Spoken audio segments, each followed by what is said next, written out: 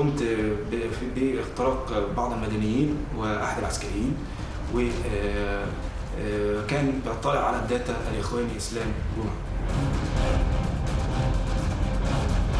منتصف فبراير 2015 الإخواني إسلام جمعة قال لي إن هو عنده سلاح في مكان غير مؤمن، عاوز ينقله في مكان مؤمن، فنقلناه في بيتي القديم اللي موجود في عزبة العسيلي في صفة اللبن. أيمن علي تواصل معايا تاني وطلب مني إن أنا أكون له مجموعة تشتغل في الاختراق الإلكتروني. إسلام طلب مني لما قعدت معاه إن أنا أبدأ أعمل له برامج يستخدمها في مجال الاختراق والتجسس الإلكتروني.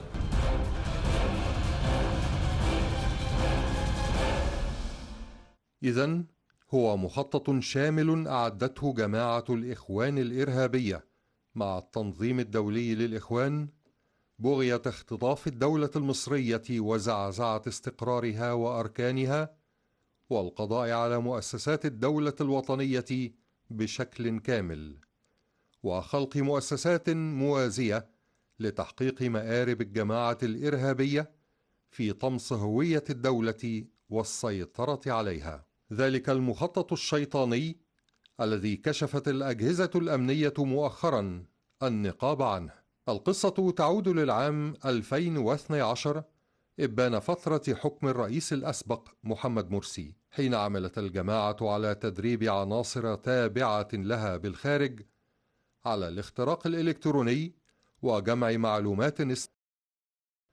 من خلال خلية بدأ القيادي الإخواني خيرت الشاطر في إدارتها مع أعضاء التنظيم الإرهابي الدولي للإخوان بالخارج وجهات أجنبية. عرض علي الإخواني أحمد صابر لبيب إن أنا أقابله وأروح في مكتب الإخواني خيرت الشاطر، وقابلنا هناك الإخواني محمد أبو السول والإخواني علاء عبد الحافظ.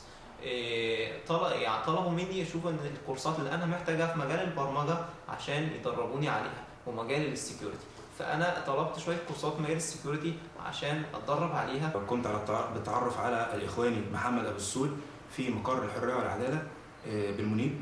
كان في ساعتها دورة للتصوير مخصصها الإخواني هاشم أمين، وساعتها قام أبو السول بأخذي إلى مقر الباشمهندس خيرت الشاطر في مدينة نصر، وكان معايا الإخواني إبراهيم الشعراوي. قعدنا ساعتها مع الإخواني علاء عبد الحافظ، وتم الاتفاق على إن هيكون في فريق هاكر لاختراق التيارات الثورية ومراقبة آرائهم السياسية. اتعرفت على قائد إخواني اسمه أيمن علي،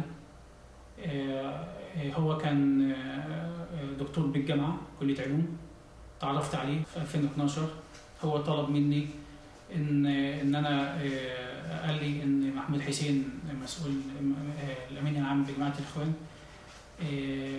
عايز ناس تتدرب على الاختراق الإلكتروني. إذن كان القيادي الإخواني أيمن علي همزة الوصل بين أعضاء التنظيم من الجماعة بالداخل والجهات الأجنبية تحت إشراف خيرت الشاطر. في 2013 كانت شبكة رصد عاملة رحلة،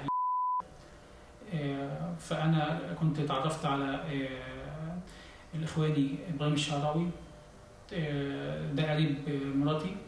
تعرفت عليه، هو مبرمج، فعرضت عليه إن هو يجي معانا الرحلة وأعرفه على الإخوان هناك وعلى الناس المبرمجين ويبدأ إن هو يتواصل معهم. هو وافق وجي نروح في 2013. بعد كده هو رحنا قابلنا صالح وقابلنا فراس. هو تواصل معهم وبدأوا إن هم يشتغلوا مع بعض.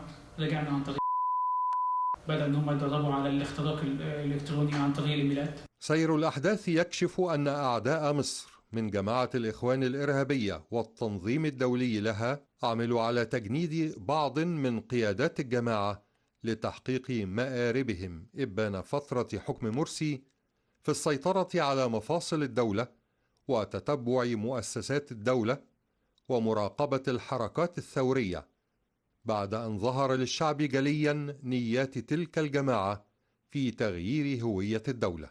مخطط ما لبث أن اتخذ منحا عدائي في أعقاب ثورة 30 من يونيو، فتحول وحسب ما كشفت تحقيقات الأجهزة الأمنية لتنفيذ عمليات عدائية ضد أجهزة الدولة ومؤسساتها وشعبها، وبخاصة رجال القوات المسلحة والشرطة والقضاة والإعلاميون، عن طريق تتبع صفحاتهم ومواقعهم ثم استهدافهم. بعد كده بدأت ان انا اطور السيستم من نفسي واطور فيه بشكل ذاتي لحد ما عملت اول اصدار منه في نهايات 2013. بعد ما عملت اول اصدار عرضتها على اسلام بعدها كنا في بدايه 2014 عرفني على الاخواني ايمن علي. قابلت ايمن علي 3 مرات واديته نسخ من البرنامج بتاعي عشان يجربه. كان دوري ان انا اجرب البرنامج دوت واشغله وانشر الفيروس بتاعه من خلال مواقع التواصل الاجتماعي، من خلال نشر صوره على الرسائل الخاصه، ومجرد ما المستخدم يفتح الصوره هيتم السيطره على جهازه بالكامل واكونتاته. قمت باختراق بعض المدنيين واحد العسكريين، وكان بيطلع على الداتا الإخواني إسلام جمعة. هنا بدأت تنشط المكاتبات والمراسلات بين أعضاء الخلية الإرهابية في الداخل والخارج، مراسلات مشفرة وبدرجة عالية من التقنية تدرب عليها أعضاء التنظيم. الرسائل المشفرة التي كشفتها الأجهزة الأمنية تضمنت تعليمات واضحة باختراق صفحات ومواقع وزارات ومصالح حيوية. أحمد صابر اشتغل هو وإسلام في مجال الاختراق الإلكتروني، كانوا بيستهدفوا فئات الجيش والشرطة والقضاء بشكل إلكتروني، بيستهدفوا حواسيبهم وحساباتهم على الإنترنت. بدأت علاقتي بالإخواني إسلام جمعة بمعرفتي بيه في شعبة الملكة، وفي أوائل 2015 قال لي إن هو عنده معلومات تخص أحد مؤسسات الدولة، فوصلته بالإخواني دكتور شرف، اللي وصلنا بالإخواني القيادي الإخواني الدكتور علي بطيخ، اللي اتفقوا مع بعض إن أنقل له المعلومات دي وأكون وسيط ما بينهم في نقل المعلومات والفلوس. وصلت المعلومات على فلاشة للإخواني القيادي الإخواني علي بطيخ، ووصلت حوالي 55,000 جنيه للإخواني إسلام جمعة. أيمن علي طلب إن احنا نسافر عشان كان في مواضيع هو عايز يتكلم فيها أكتر. اتكلمت مع 2 هناك أنا معرفهمش مصريين عن طريق أيمن علي، إن أوضاع البلد صعبة وإن ما عادش في مساجات في البلد وإن الناس بتتمسك، وإن هو عايز يشتغل عمليات نوعية على الأرض. وطلب مني إن أنا أطور الفريق. رجعت الفريق بتاع الاختراق الإلكتروني، رجعت مصر. وأما رجعت مصر هو أيمن علي بعت لي إيميل قال لي إن أنا قابل في رقمين موبايلات، واحد اسمه أبو خالد وواحد اسمه برامي. أما قابلته ما قابلتش أنا إلا أبو خالد برامي بس. هو قال لي إن أجر مخزن، وأبو رامي هيقابلك هيديك حاجة تحطها في المخزن. بعد كده أنا رحت قابلت أبو رامي، أنا وواحد اسمه الشيخ أحمد، ده كان سواق معانا. أبو رامي على طريق حلوان الصحراوي. أما قابلته اداني شويلة. رحت المخزن فتحتها لقيت فيها قطع سلاح آلي ورصاص خزن. فبعد كده أنا خدت سلاح 4 مرات. كل شيء كان مباحا ومستهدفا لدى الجماعة الإرهابية، فالجماعة ومن خلال إمكانيات أعضائها خططت كذلك لمحاولة إفشال المؤتمر الاقتصادي الذي عقد بشرم الشيخ. إذن فهم عقدوا العزم وبيتوا النية على استهداف مقدرات شعب ثار ورفض الخضوع لمؤامرات طمس هويته، استهداف بشتى الطرق. أيمن علي طلب مني لما أنا قابلته إن أنا أكون له مجموعات هنا تنقل السلاح ده، فتنقل حاجات. فما جه موضوع السلاح هو طلب إن أنا المجموعات أبدأ أكون مجموعات في المحافظات، ناس تنقل السلاح لمجموعات هو عارفها. شهر 4/2015 طلب مني ان انا اروح انقل له شنطه سلاح من حلوان للجيزه وانا نقلتها. منتصف فبراير 2015 الاخواني اسلام جمعه قال لي ان هو عنده سلاح في مكان غير مؤمن، عاوز ينقله في مكان مؤمن، فنقلناه في بيتي القديم اللي موجود في عزبة العسيلي في صفة اللبن. وبدأنا نتصرف فيه. خد جزء اسلام جمعه وقال لي ادي جزء للاخواني علي بطيخ، والباقي نقلناه عند الاخواني محسن حسين والاخواني اسلام ياقوت. حقائق واعترافات نعرضها بالصوت والصورة بعد استئذان الجهات القضائية المختصة لكشف خيوط هي بعض من كثير في جعبة الأجهزة الأمنية التي نجحت مؤخرا في رصد وإحباط مخطط عناصر التنظيم الإرهابي بالداخل والخارج، وكشفت غموض رسائلها التي تهدف لزعزعة استقرار وطن وشعب ثار على طغيان رئيس جماعة وجماعة رئيس أرادت محو تاريخ مصر، ولكن هيهات، فالشعب وأجهزته الوطنية لهم بالمرصاد.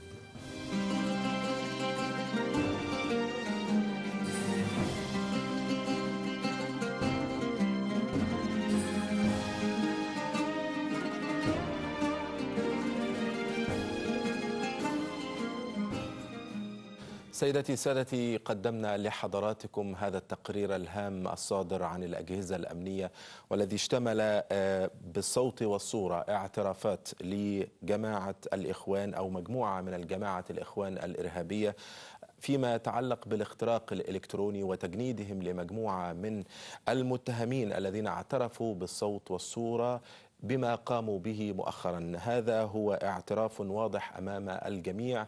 الأسماء التي ذكرت مثبتة والأحداث بالتواريخ مثبتة أيضا، بهدف زعزعة استقرار مصر وهز صورة مؤسسات الدولة بل وإسقاطها أيضا. هذا جزء من المخطط والمؤامرة الكبيرة التي استهدفت مجموعة من رجال القوات المسلحة والشرطة والقضاء والإعلاميون أيضا. بعض الأسماء التي ذكرت في هذا التقرير كانت واضحة وبقوة، منها إسلام جمعة، هذا الإخواني الإرهابي الذي اعترف مجموعة من المتهمين بما قام به من نشاط تحريضي وبما قام به من نشاط بشكل مباشر أيضا لكل ما جاء في هذا التقرير. أيضا أيمن علي الذي لعب دورة همزة الوصل مع الجهات الأجنبية، وكانت هناك رسائل مشفرة بين أعضاء التنظيم الإرهابي وبين جهات أجنبية تم رصدها من خلال جهود الأجهزة الأمنية المعنية. وبالتأكيد كانت هناك يعني فترة عصيبة عشناها جميعا نحن كمصريون خلال الفترة الماضية، وكنا نتابع كل هذه الأحداث ونقف حائرين أو حائرون من يقوم بهذه الأنشطة. كان هناك أيضا تكليف واضح منهم بإفشال المؤتمر الاقتصادي بشرم الشيخ عن طريق توزيع أسلحة آلية، وكانت الأسماء واضحة ربما نعيدها على حضراتكم بعد قليل في هذا التقرير. عموما هذه مجموعة من المهام ومن الجهود التي قامت بها الأجهزة الأمنية التي كانت تعمل ليل نهارا خلال الفترة الماضية لتأمين مصر سواء كان داخليا أو خارجيا وحماية شعبها العظيم. الخلية التي تم إلقاء القبض عليها وتم إذاعة الاعترافات بشكل مباشر كانت فيما يتعلق بالاختراق الإلكتروني، تقوم بجهود وقاموا بتدريبها على الاختراق الإلكتروني لصفحات خاصة لمجموعة من الشخصيات في الجيش والشرطة والقضاء والإعلاميين. لحظات ونعيد على حضراتكم هذا التقرير الهام الذي صدر عن الأجهزة الأمنية في مصر والذي يثبت بالصوت والصورة ضلوع جهاء التنظيم الإخوان الإرهابي بكل ما وردت فيه من أسماء وبكل ما وردت فيه من معلومات بشكل مباشر عن هذه النية وعن هذه المؤامرة الكبرى. مع الأسف الشديد التي يبرهنون ويؤكدون كل لحظة لهذا الشعب العظيم بأنهم تآمروا على الشعب المصري، وأنهم تآمروا على هذا الوطن، وتآمروا على مقدراته وإفشاله وإفشال مؤسساته. كل ذلك كان يرصده هذا التقرير الذي وضع نقطة بداية، وهي عام 2012 إبان فترة حكم الرئيس الأسبق محمد مرسي، ومجموعة من الأسماء التي وردت في هذا التقرير من الأسماء المعروفة أيضا في تنظيم الإخوان الإرهابي، منهم خيرت الشاطر، أيمن علي، وإسلام جمعة الذي كان له دور كبير في هذا النشاط. مشاهدينا الكرام، نعيد على حضراتكم الآن نص التقرير الهام الذي صدر عن الأجهزة الأمنية.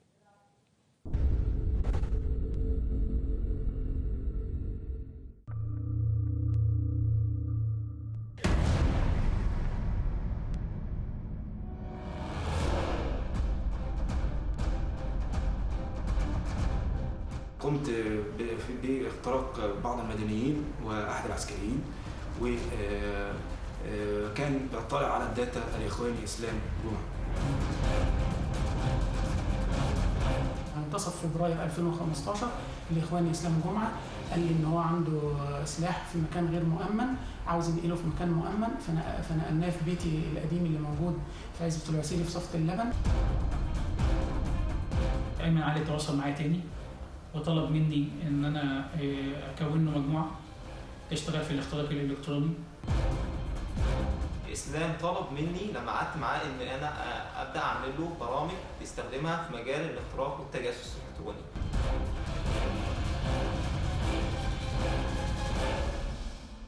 إذن هو مخطط شامل أعدته جماعة الإخوان الإرهابية مع التنظيم الدولي للإخوان بغية اختطاف الدولة المصرية وزعزعة استقرارها وأركانها، والقضاء على مؤسسات الدولة الوطنية بشكل كامل، وخلق مؤسسات موازية لتحقيق مآرب الجماعة الإرهابية في طمس هوية الدولة والسيطرة عليها. ذلك المخطط الشيطاني الذي كشفت الأجهزة الأمنية مؤخرا النقاب عنه. القصة تعود للعام 2012 إبان فترة حكم الرئيس الأسبق محمد مرسي، حين عملت الجماعة على تدريب عناصر تابعة لها بالخارج على الاختراق الإلكتروني وجمع معلومات استخباراتية، من خلال خلية بدأ القيادي الإخواني خيرت الشاطر